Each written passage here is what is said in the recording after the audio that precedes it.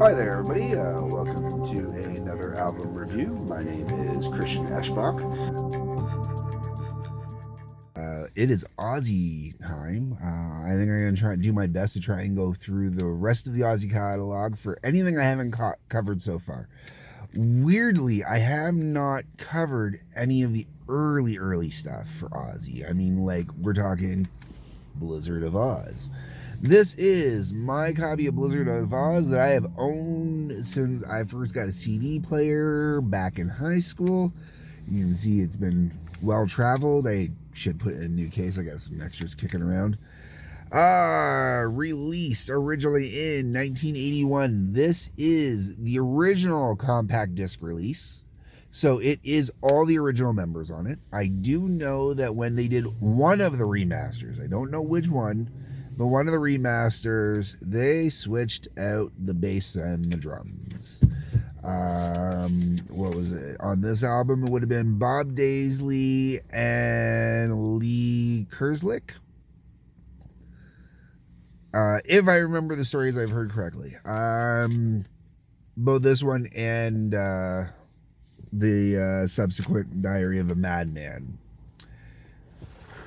Sharon had the bass and the drums redone specifically to screw Bob Daisley. At least that's how the rumor goes, and I had to believe it because I know what Sharon has done to the various musicians over the years, and even Rob Trujillo has admitted that yes, he did it. He didn't want to do it, but he did it. So let's get into this. This is the original version with the original 4 musicians that originally played on this album. All right, a lot of originals. Okay, the album opens up with I don't know.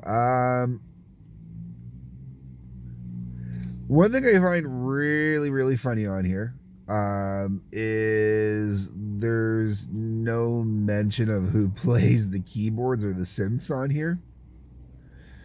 You know, so I'm not sure who's doing them on certain songs where, you know, they're kind of synthy sounding, synth heavy. I'm going to assume it's possibly Randy doing it, but who knows?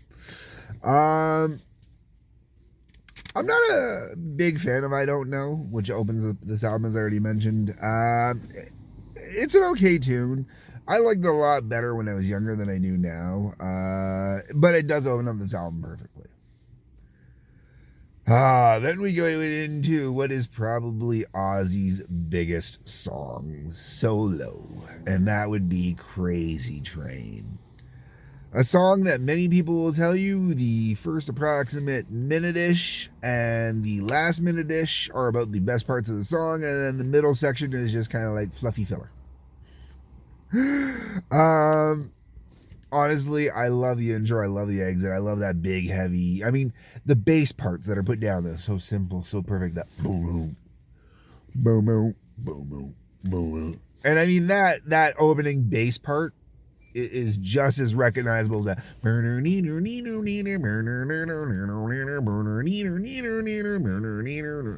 know, that, you know, just, I love that, man. You know, that, oh, yeah. But realistically, when it comes to Crazy Train, that's the core part of the song for me and most other people, right? Goodbye to Romance. Jesus. Ozzy, why? Not a fan of the song. It is way too boring, way too fluffy, way too lovey-dovey, bullshitty, crappy. D is 50 seconds of pure Randy Rhoads guitar doodling, man. I really appreciate D for what it is. And I really love the fact that Ozzy let Randy have that on here. However, that being said, it's okay. You know, it's not something I go out of my way to listen to.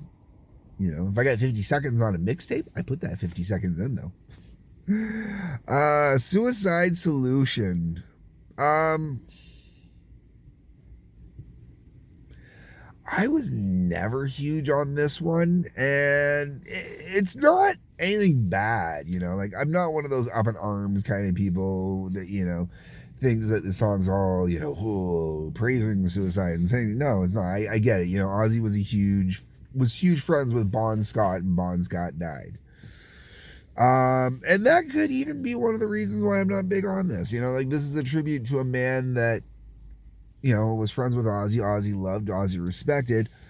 And at the same time, this is an artist that I also love and respect for what they've done. You know, Bon Scott with AC/DC is just right here, man. So when you get into a song like Suicide Solution, it hits a little too close to home, I think, maybe for me.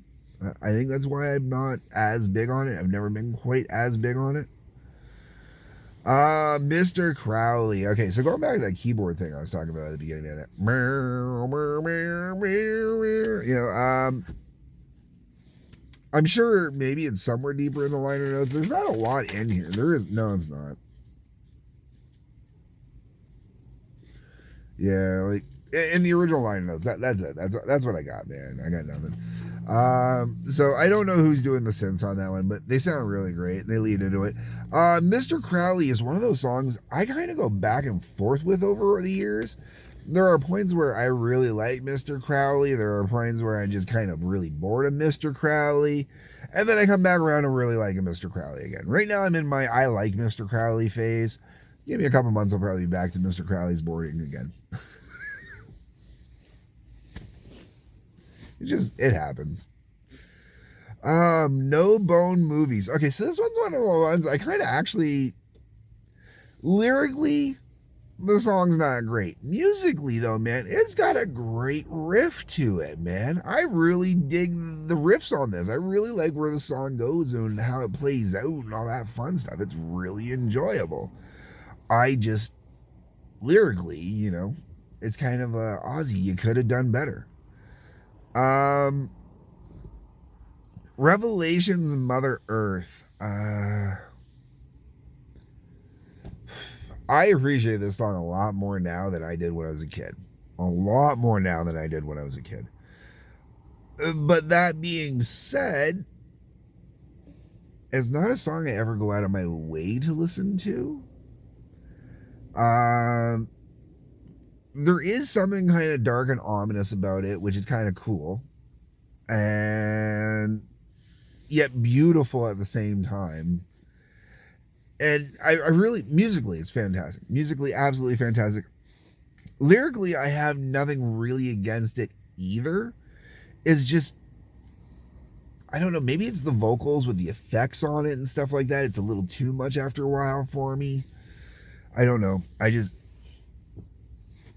And then the album ends with Steal Away the Night. This is another song where, man, the music on it is just fantastic. Lyrically, you know, there's nothing wrong with it lyrically. It's not like No Bone Movies where I'm kind of like, what, scratching your head with the lyrics. Steal Away the Night is just a great, straightforward rock kind of song, man. It's really fun and good that way. I actually, another one where I enjoy it a lot more now than I did as a kid. As a kid, you know, when I first picked up this album was, I don't know, Crazy Train, Suicide Solution, and Mr. Crowley. That's what this album was for me as a kid. Now as an adult, you know, like grown ass adult, you know, listening to music, multiple bands, decades, shit like that. For me, this album is, you know, I still like Crazy Train, man. I still driving around listening to the song to do the review. I was blasting it, man. That, like I said, that